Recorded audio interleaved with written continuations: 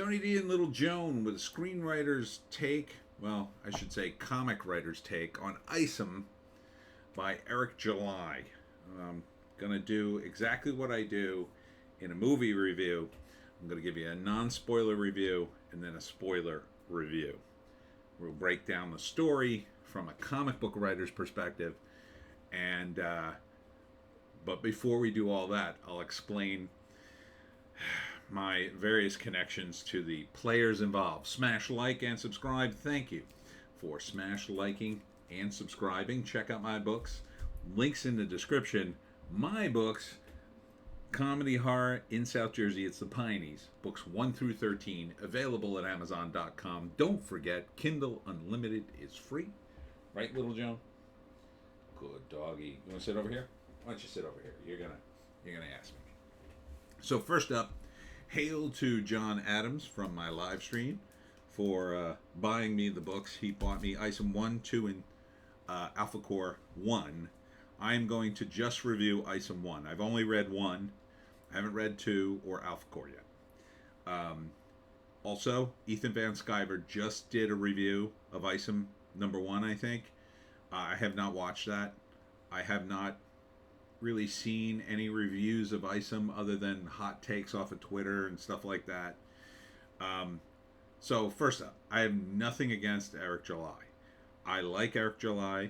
I think the money he raised was very impressive. I think his crowdfunding is unbelievable. Very impressed with it. He's it's inspirational to see someone be so successful in that realm, because I tried it and I did okay with the first one. I didn't raise millions of dollars. We raised a few thousand, and the second one was a failure and we didn't get enough money. So it's tough, and it's very impressive he raised so much money. So good for him. I thanked him on Twitter, or didn't thank him, I congratulated him on Twitter. And I don't know him personally. Seems fine. Does seem to get sucked down the drama rat hole and on the internet, in Twitter a lot. I think that's probably not a good idea. Especially, I mean, it's different when you're, a YouTuber, even, although he was a pretty successful YouTuber, right? Like, he didn't need to get too bogged down in the drama at all. I get it. Drama sometimes brings you clicks, but I think he goes a little too far in that. But that being said, I don't have anything against the guy. A lot of people do that. The other guys I'm going to name also. So next up is Dick Masterson. Now, Dick Masterson is a hater, I would say, of Eric July, and the only reason I mention him is because he did me a solid back when I was doing Superfrat. We did the second Superfrat book, and it included Dick Masterson when he was doing his shtick as a misogynist, and we made Dick Masterson the world's most misogynist detective, and he has to solve a mystery using his misogynist powers. It was all very crazy and fun in Superfrat. I never met Dick personally. I don't know him. My publisher did, and he did me a solid and let me use his persona for the comic, and he got us some hits on the website. That being said, I don't really understand his weird problem with Eric. It just seems borderline obsessive.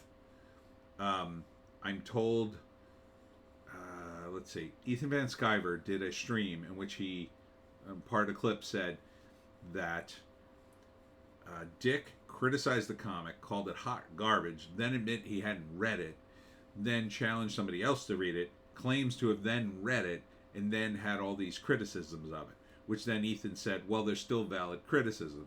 I would say, since Dick seems to be a dishonest actor, at least when it comes to Eric July, I think you can dismiss his criticisms, because I still would say, I don't think you read it. I don't think you read it, and I think he obviously read it with such an intense bias that how could he judge it clearly? I would completely discount Dick's criticisms, even if they agree with mine. They're like, Dick, you know, just, I would just say, Dick, move on with your life, dude. Now, this is a tactic people on the internet use to gain more clicks. No thanks. I'm happy to just ban people who annoy me. Enough, especially if you're rude. I don't care. I don't care about the drama. I'll just ban you and move on with my life. I don't really care. I lived before the internet. I know what it's like to go into the woods without your phone. I mean, crazy, right? Walk by a river and see the trees and see squirrels playing in the grass. Like, it's no big deal to unplug from this stuff and just ignore people's comments. It's really not. So yeah, I would say, Dick, move on, but I mean, you do you. Then there's Ethan Van Sciver, who I sort of know. He's a South Jersey guy. I've run into him on occasion. Again, I'm supportive of him. There's been some drama between him and Eric. I don't really know all the details. I know some of it through Ethan. Haven't really heard the other side of the story. Ethan also seems to attract a certain amount of drama. Again, maybe he's drama farming for his own channel. I don't know. It seems, though, that Eric is a little overly sensitive to the criticism from his book. Ethan does, I would say that Ethan's points are probably very valid, especially when it comes to art. Especially art. Because the guy's been doing art for 30 years. He knows what he's doing. For writing, I don't know. I don't think I've ever read an Ethan comic that was written by him. I never read Cyberfrog. But, I don't have an axe to grind with him. I like Ethan. I saw him at a signing just recently. I went specifically to go support him and say hi to him and say that I thought he was right about the SJWs and I didn't heed his warning. So, I got no beef with Ethan either. So, I got no beef with anybody. I don't have a horse in this race. John Adams, hail, bought me these 3 comics from the package on the Rippaverse website. $65 for all 3 comics, plus shipping. Comes out to, I don't know, 72 something, 75. So it's about 25 bucks a comic. It's a little steep for my blood, but I thought, it's a color graphic novel. Let me check it out. Maybe this is worth it. I don't know. Yeah, I don't think there's a price on this. So here's my non-spoiler review. It's okay. I mean, a lot of it was wholesome, which is nice. No woke stuff, also nice. It had some superhero fights. They were okay. I think overall the comic itself is a little too ambitious. Now, Eric is trying to introduce the world and he's trying to introduce Isom. I think he introduces too much of the world and spends too much time on that. I think it should have been an Isom story focused on Isom, and then in the background you could see part of the world. So for instance, there's sequences with Alpha Core in this. I think you could have completely cut them. I think the only thing you needed to show with Isom, or with Alpha Core in Isom, would be just that they exist, and maybe somebody mentions them. There's a 2 or 3 page sequence in the beginning talking about the city and the mayor and a police captain who gets mad at a couple of cops because they're talking about people with superpowers. Like, all that could have gone. The best parts of this comic are when Isom talks to his family members. So when he talks to his sister and his niece, all that dialogue sounds real, it's solid, it's good. And I think he probably should have focused more on that and more on the woman he's looking for in this storyline, and less on all the accoutrement. There's also a backup story here on a group of characters called North Africa. I don't know why. I don't know how they tie into Isom. I wouldn't have put them in at all. I would have used those pages to tell us more about Isom. Um, that's just me. Um, so there's a lot going on here. I think it's a little too ambitious for what he wrote.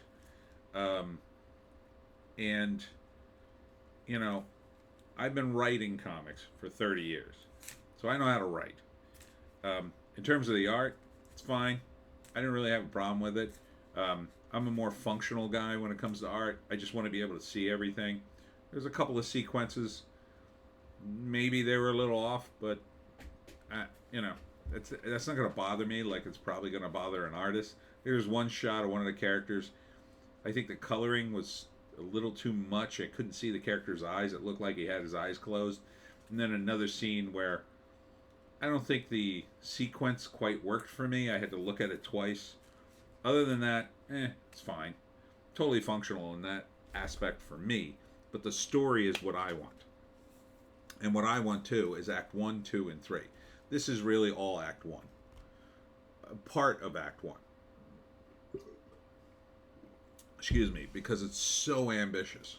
You're introducing all these characters. You're introducing a villain in Alpha Core, and you don't really introduce her. I don't really learn anything about her other than she exists and she has superpowers.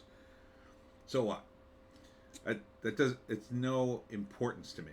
The only characters that should have been important in this, and that wasn't established, was Jasmine. Jasmine's importance needed to be established in this comic. And that's the woman he's looking for. And I don't think it's really established. So I would give it like, I'd give it about a 5 out of 10. It's okay. Like, if this was a Marvel comic, I'd be like, yeah. I wouldn't buy it, but I'd be like, yeah, that was a comic book. It didn't offend me. But I wasn't like dying for the next issue. So that's a problem. It can get better. Maybe the next issue will blow me away how he ties everything in that he set up in here. But it felt like a lot of rookie moves. So there's this. I guess I got to get into the spoilers now. But overall, I would give it a 5 in terms of the story and whatnot. I mean, I don't know why. It's certainly not hot garbage, as Dick Masterson says. But it's not blowing me away. If I paid $25 for this, or $20 or whatever it was, I'd be like, yeah, I'm not going to buy anymore. Like, the only Kickstarter crowdfunder I supported monetarily, I think last year it was, I bought Thin Blue Line by Mike Baron. Because I love Mike Baron, and I'd pretty much buy anything he would make if I could afford it. And that was really solid. As a beginning, middle, and end. You could certainly do more stories because it's about a cop. Artwork's fine. Again, I'm not an artwork guy. Seemed to be fine to me. And it tells a story. There's an emotional payoff. There's a payoff. This is like 7 part ones of stories that aren't, I don't know when they're going to get resolved. Now maybe they're all resolved in the next issue. I'm kind of sensing that's not going to be the case, but too many things go unresolved. If I was his editor, I'd fix that. Okay, so that concludes my non-spoiler review. I've already said too much, but let's get into very specific spoilers. As I said, if you're going to read this, go read it. As I said, he's looking for Jasmine. Jasmine is apparently very important to him and his family. I think she's family too. They also reference a woman named Mrs. Newman. I don't know who these people are. Like, there should have been a flashback, or the comic should have started with Isom and his family and Jasmine and Mrs. Newman to establish these people are all connected. They're all very important to each other, to establish who they are. Because That's the emotional core of this story. It's about finding Jasmine. Alpha Core doesn't even matter. I don't know why. There's way too much of them. There's a scene with Isom has this ranch or farm where he lives. He got out of the city, and I'm raising a farm, whatever. I think that's part of the sort of the thrust of Eric July's kind of sensibilities in terms of, oh, you got to make your own food and have your own deal outside the cities, get away from cities. That's fine. I don't even think we needed to know that now. You could have said that all in one panel. Like, you could have had a scene where Isom comes back and a guy says, "What are you doing back?" And Isom could have replied something like, "I'm back in the city because I have to be. I already moved out and I swore I never came back, but I'm here to take care of business. And I'd just be as happy back on my ranch than ever seeing this place again." Something like that. Instead, we get a whole wind up to it. I don't think you need it. Although I did like the scene between him and his sister on the phone in the first sequence with them. That was good dialogue. I like that. Unfortunately, it should have started there. There was a sequence before that with the mayor and the police captain. Totally superfluous. Don't need to say it. Could have just gone completely go away. All the stuff with Alpha Core I would cut. All the stuff with North Africa, cut it all. Talk about Jasmine and who she is, why she's important in the first act. Has to be established. Even if you're in the story and you get a flashback, oh, I remember when Jasmine, was a kid and she was in high school and she was getting A's and she was such a nice kid. Wow, God, what's happened to Jasmine? Because the implication is she fell in with a wrong crowd with this guy named Darren. Darren has a past with Isom. Show us some of that too. Like, were these people all together? Maybe you flash back to 10 years ago when Darren and Jasmine are still in high school, and maybe their former boyfriend and girlfriend. Isom, or an older adult, warns her, hey, stay away from that kid, he's no good. And then cut to the future. Now Darren's a mafia kingpin. And Isom's a superhero, ex-superhero, whatever. Then there's a sequence, when Isom goes in to fight the bad guys. It's all right. But Darren's deal as a mafia kingpin, he's not mafia, but, organized crime or whatever. Organized crime guys do as little as possible for the maximum benefit. That's what they're good at. They're good at sizing people up immediately and knowing how to get the most out of them for the least amount of effort, the least, to the least amount of money, so they can maximize their profit, right? So Darren already knows Isom. They have a long history together. Darren would know exactly what to do. And what he does in the scene is he tries to intimidate Isom, and it completely doesn't work. The problem with that is, if Darren already knows Isom as a person and he knows that's not going to work, he wouldn't do that. He wouldn't waste his time with it. And it seems to me that that would never work on a character like Isom. He's too angry. He's too focused. Possibly too noble, although the nobility totally didn't come across. He's a little too caught up in, trying to explain everything that's happening in his own mind. So the way to approach him would be to somehow appease him. And if he couldn't appease him, then he would just set him up to kill him. Because that's really his only two choices. Either he has to appease Isom, or he's got to say, I got to kill this guy, because I'll never be able to appease him. And the only thing that was going to appease Isom in that sequence was finding out what happened to Jasmine. Sorry, blowing up on the phone. Now, I'm not sure why he can't tell him what happened to Jasmine. Now, there's a couple explanations, but I'm just speculating. Could be she's now a prostitute. In which case, I don't really understand why Darren would bother. There's a million girls in the naked city, haha. And criminals turn these girls out all the time. They don't have to specifically focus on a particular girl. All these girls are all over the place. They're stupid. They take drugs. They get addicted. They end up being prostitutes. That's usually the move with these guys. They don't have to go after a specific person to find that. They go after the easiest targets. Jasmine, being related to Isom, connected to Isom, he doesn't need to go after her at all. In fact, that would be the last girl he'd turn out. He'd be like, oh no, we're not going after her. And then Isom will show up at my door and start bashing all my guys. We needed to get a sense of why Darren, the kingpin, went after her. Now he tells Isom off like, hey, it's none of your business and stay out of my hideout or whatever. It's just not something he would do. Even if that was the underlying sort of thing that he wanted to do, what he would do is, hey, I don't know where Jasmine is.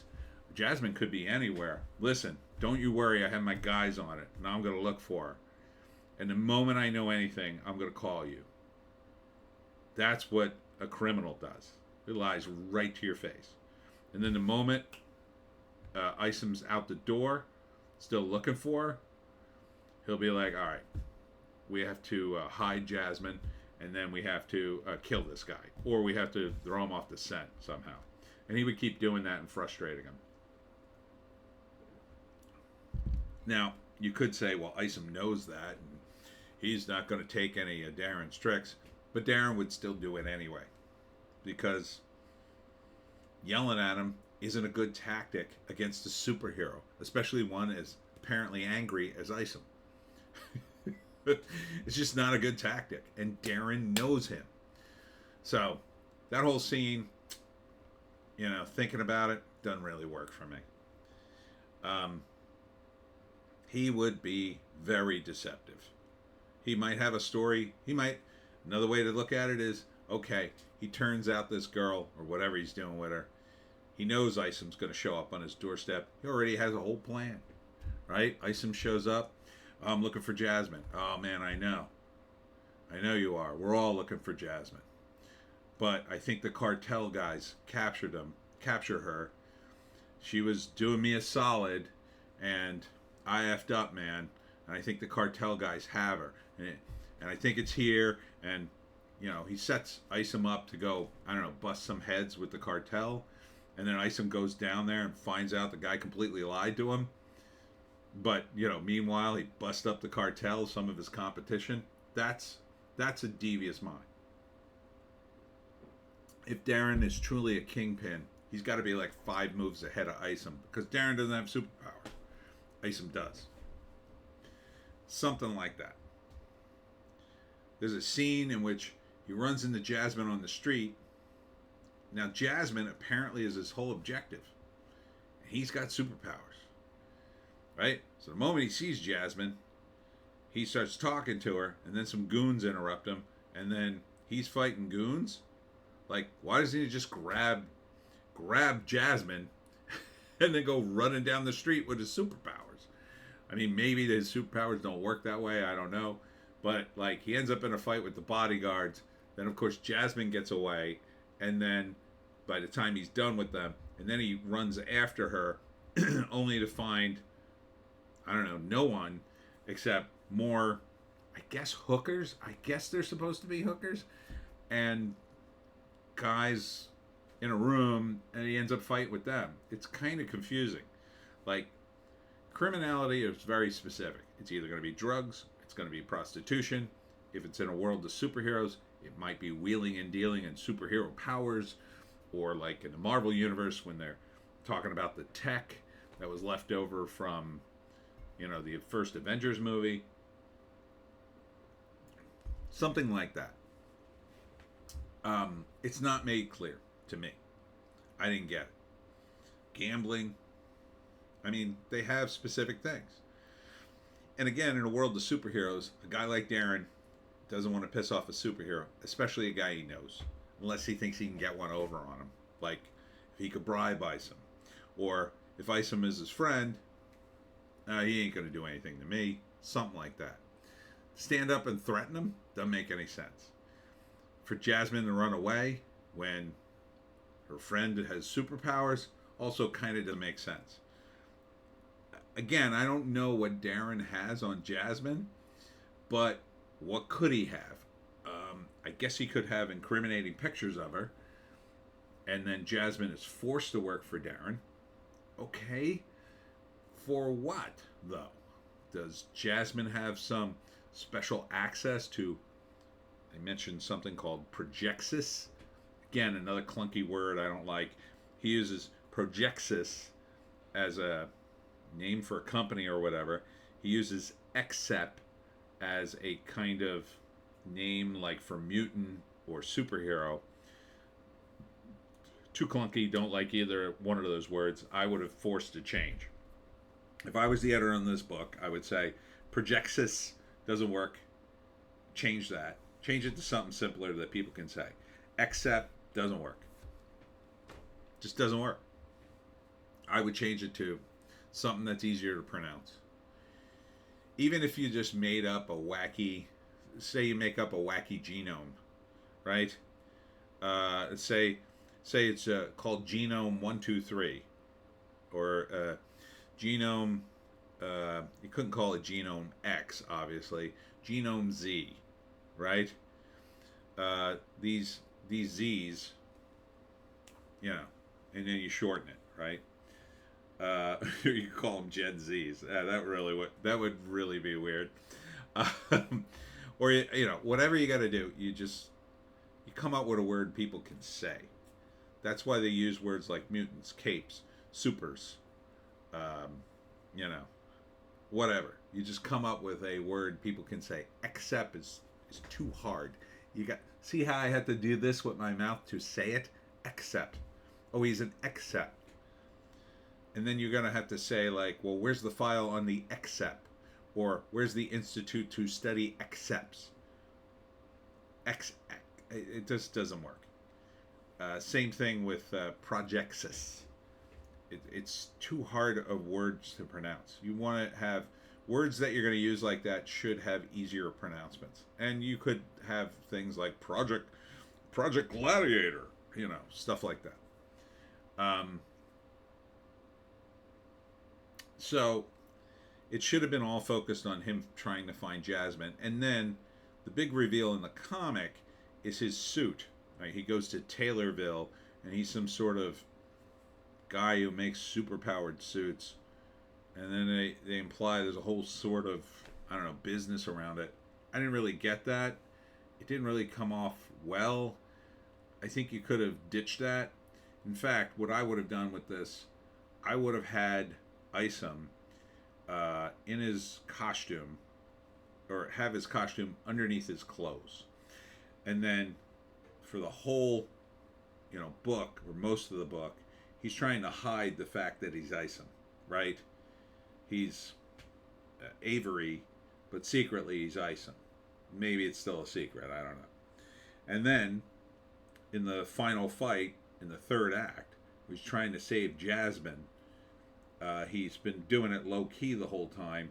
You know, his clothes get torn, and the guys fighting him realize, oh God, no wonder we're getting our butts kicked. This guy is Isom. Oh, the old superhero, or whatever they call him. Yeah. And then maybe Jasmine didn't know he was Isom, and she could go, oh my God, you're Isom? You were Isom all this time? You lied to me. You lied to my family, and you want me to leave this place with you? I'd rather stay with Darren. Something like that. And if Isom doesn't have a secret identity, then they know he's Isom. Right? Because Darren would know, and Darren knows him, and they would be like, oh crap, superhero. And I think there was some of that because, you know, Darren's bodyguard is another some giant guy with superpowers. But I didn't feel like it because it kind of went unsaid. Some of the dialogue, again, the dialogue between the sister and Isom and the niece, solid. The dialogue between the big guy he fights and him sounded too similar. I would have given that big guy a different voice. The blonde chick kind of had a different voice, but there's just so many characters popping in. It's just too many. There's a scene where the rancher back at the farm is talking to Isom. I think he's another superhero too. Like he's gonna come back to, I forget, Floor Spark or whatever the city is, and then he sees an open door and he gets his gun out and he goes in there and it's unresolved. That's not how a cliffhanger works. That is something you should have wrapped up in that issue. Now, if you wrap it up in the next issue, maybe, but,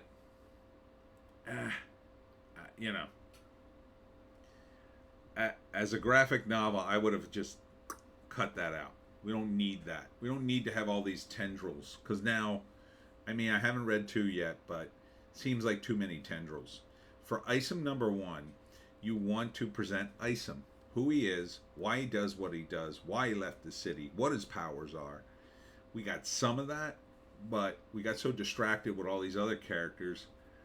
I know very little about all the characters. That's what I would say the book is.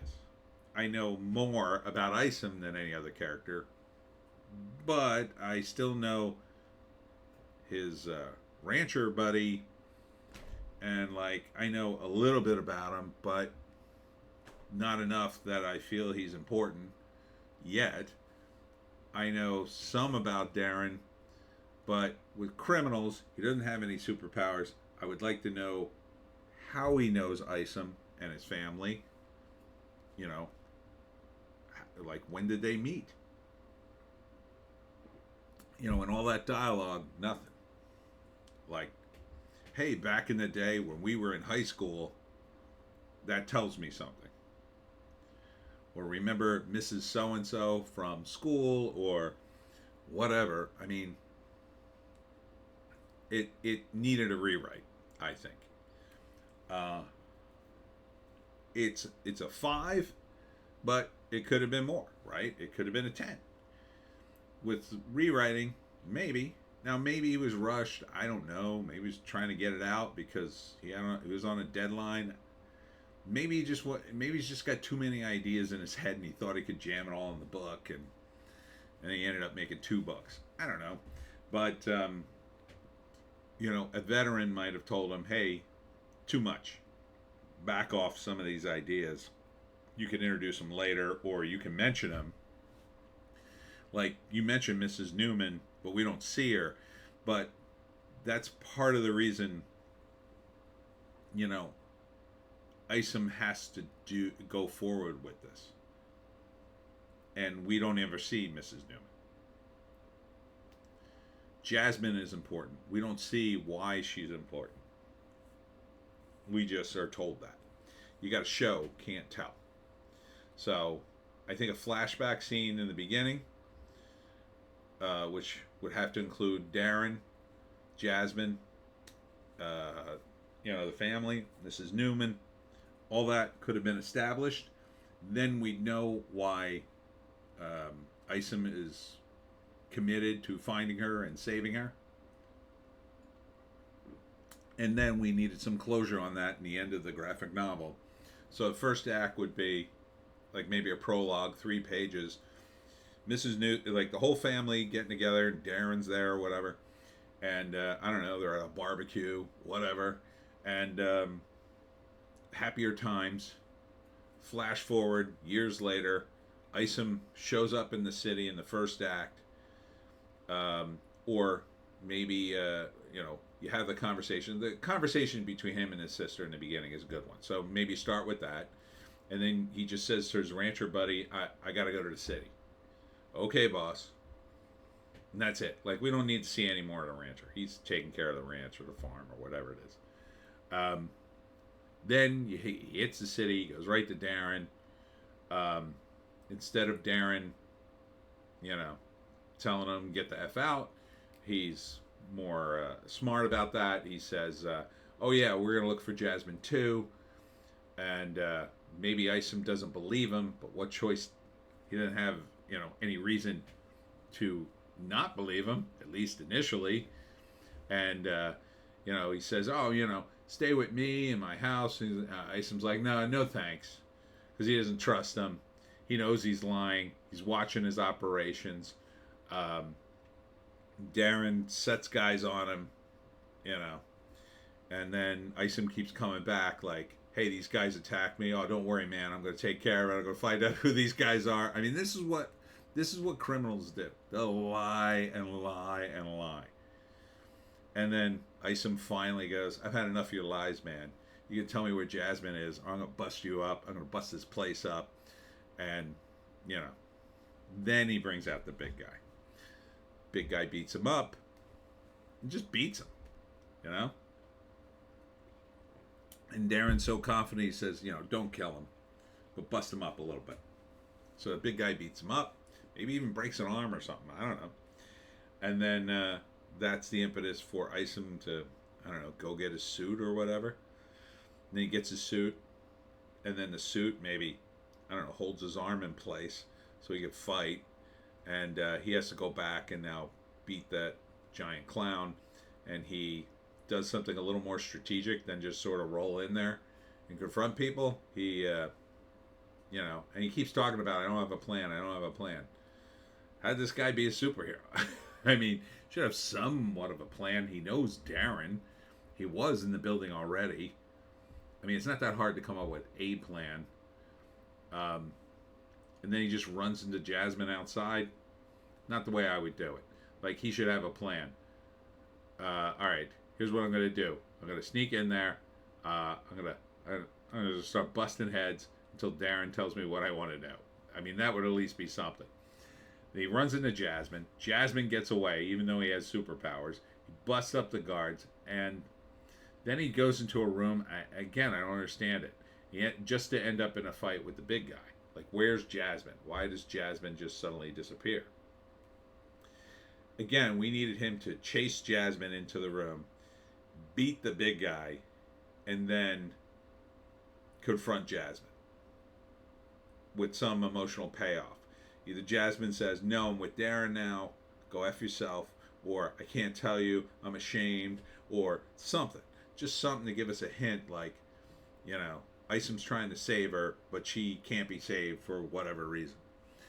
And then, again, maybe Darren opens fire and the bullets bounce off, but underneath is a superhero suit, and Darren could be like, "You're Isom, I knew it. I got the file. My buddies told me that was true.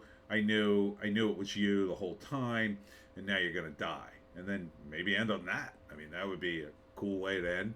That's a cliffhanger. And now Isom's got to fight everybody. The stuff with Taylorville or whatever, you could have done that later. Didn't have to be in this issue.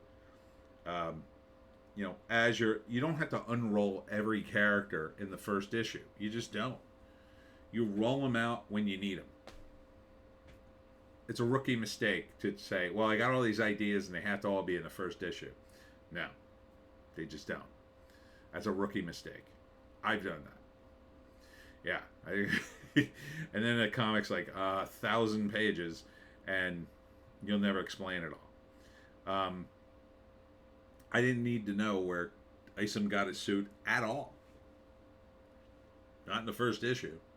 Like, later you could reveal, "Oh, okay, that's where he got his suit."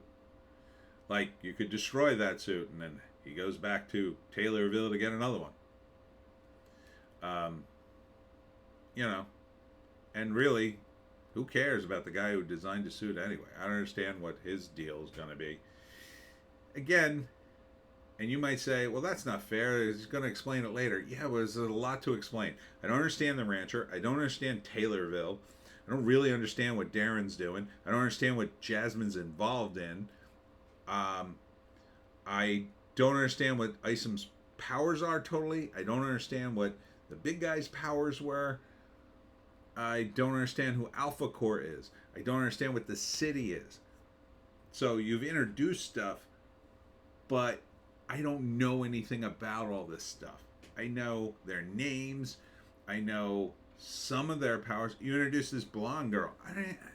Why? Why even introduce her? Oh, here's a villain for Alpha Corps. Okay, so what? Villains are a dime a dozen. So are superheroes these days. This was called Isom. If it was called Introduction to the Ripperverse, then I'd be like, okay, that's going to be Introduction to the Ripperverse. You know, with Isom as your guide, I guess.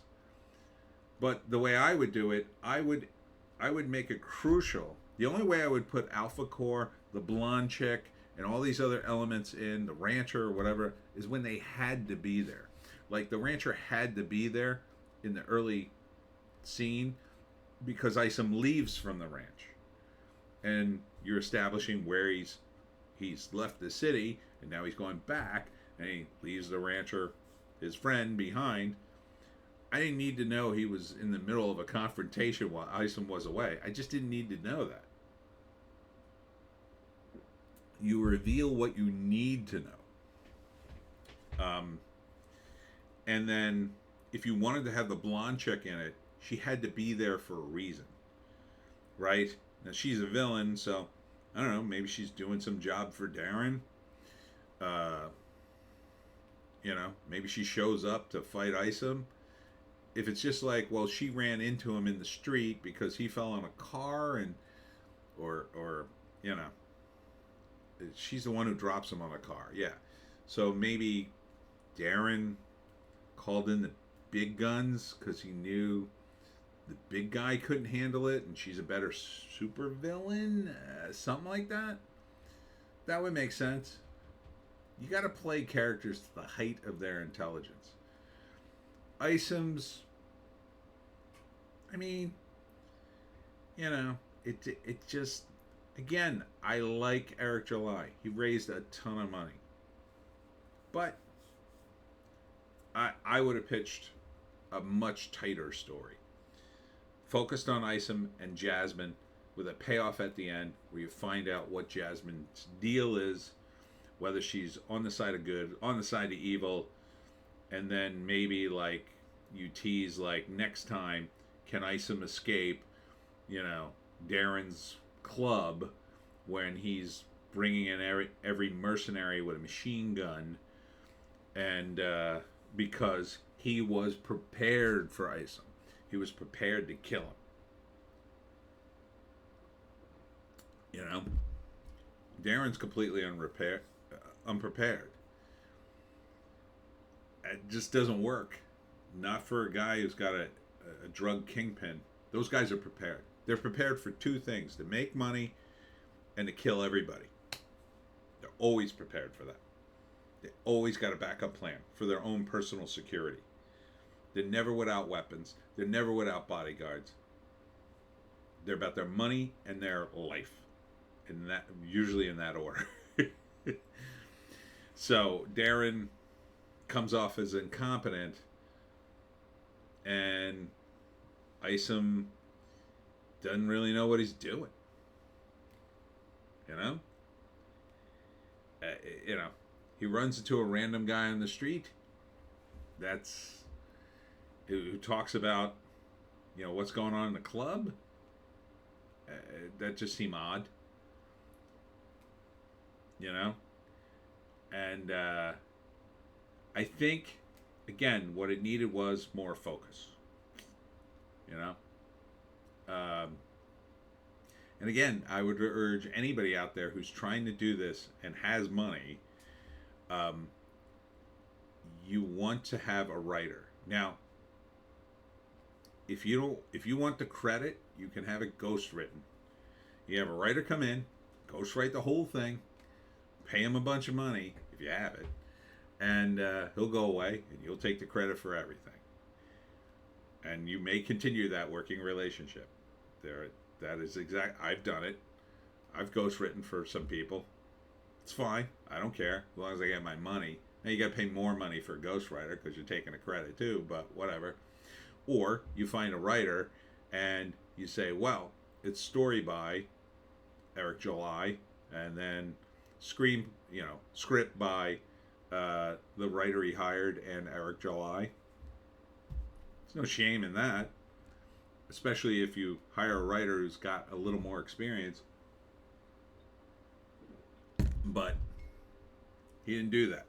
So can he pull out of this dive? Oh yeah, oh yeah. He can sharpen this up. You know, it's not a total teardown at all. It's about about a 5 out of 10. It's middling, but you could fix it. I would say, and I haven't read 2, but the next time you do an Isom, it should be way more focused. Unless, if you're going to keep introducing all these elements, you have to put out issues faster. That's the only way, like, these kinds of threads could work. You'd have to put out a monthly book, you know, and they would have to be a little more intense, a little more exciting, more cliffhangery. But yeah, you could do that. But you also have to establish why these characters are important. Like, even the rancher, you know, he's going into a room to confront somebody with a gun. I don't know who he is. He's Isom's friend. Okay, what's that make him? I don't know. I don't know him from President of Mars. You have to establish why these characters are important. Why are they friends? Okay, they're friends, and they run a farm together, I guess, or a ranch, or whatever it is. I don't really understand why. Is he his employee or his partner? Or what's his deal? You know, a lot of guys get caught up in their own creation, and they fall in love, and they lose perspective. That's why hiring an outside set of eyes, and you know, what a guy like me would do is I would tell him things he probably doesn't want to hear. And he needs to hear them, right? And I would ask him tough questions. And I've done this before. You know, what I would say stuff like, what's your comic book about in 1 sentence? Oh boy, they do not like that question, because then they'll go and they'll get to about the 3rd or 4th sentence, and I'll go, stop. I said 1 sentence. They go, no, but I have to explain it all. No. See, you don't. You have to be able to explain it in 1 sentence. If you can't, it's probably too convoluted. You know, what is that? I can't even give you that 1 sentence for Isom, and I read the first issue. That's a problem. Like, you read the first issue of Superman, you know who he is. He comes from the planet of Krypton, and the sun gave him powers, and blah, blah, blah. Same thing with Batman. Same thing with all the superheroes. I can't do that with Isom. I don't know who he is. I know he's got a suit, and he's kind of super strong. And I think he may have gotten superpowers somehow related to Alpha Core, but I don't know that. And they call them Excepts. I guess he was born that way? And for some reason, his niece doesn't know he has superpowers, but he's got no mask, right? So everybody must know he has superpowers, especially Darren, a guy who already knows him and has a past with him. And Darren would be a huge problem. Darren is not Lex Luthor, apparently. But you don't have to be that Lex Luthor to go, oh, crap, I'm messing with Jasmine. Isom's going to show up my doorstep one day. I got to be ready for him. Was he ready? Didn't seem like it. Seemed like he lost his temper and then threw him out. And Isom didn't really have to leave until he brought in his superpowered guy, which he doesn't beat him the first time, but that's only because the blonde girl suddenly shows up. It's clunky, but not unfixable. Like, I don't know if the second one is just as all over the place as this one, but he may write himself into a more focused situation. But he may lose readers while achieving them, right? So you got people, not like Dick Masterson, he's extreme, but someone who might go, oh, I read the first one. Yeah, I didn't really like it, but good luck to him. That's perfectly fine. And then, you kind of can't get them back. If they don't like the premise, it's going to be tough to get them back. maybe someday they'll come back to it and say, well, I read the first one, I didn't really like it. A lot of people said, oh, give it a second chance, and I did. But that's a tough sell. So, but he's still got a big fan base, a big enough fan base that he can still make this work. So if he does pull it out of the dive, then some of those fans will tell their friends, oh no, it's gotten a lot better. He's gotten really focused. Yeah, the first few issues, even his fans will say, oh, maybe the first few issues were a little unfocused, but now he's really on point. And then people should be able to read the later issues, self-contained and go, oh, okay, now I get what this is about. And then at that point, maybe they go back and read the old stuff, or maybe as a collected edition or something by that point.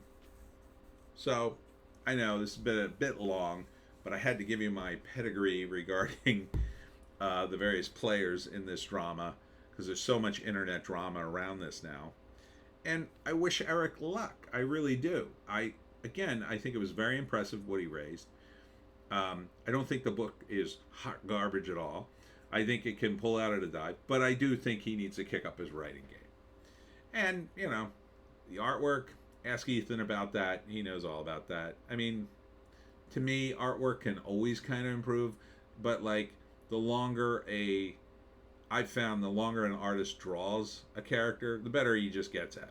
And eventually they'll just get better on both fronts. But I do sense that what Ethan said is true, in that Eric doesn't seem to take criticism well, and that's bad.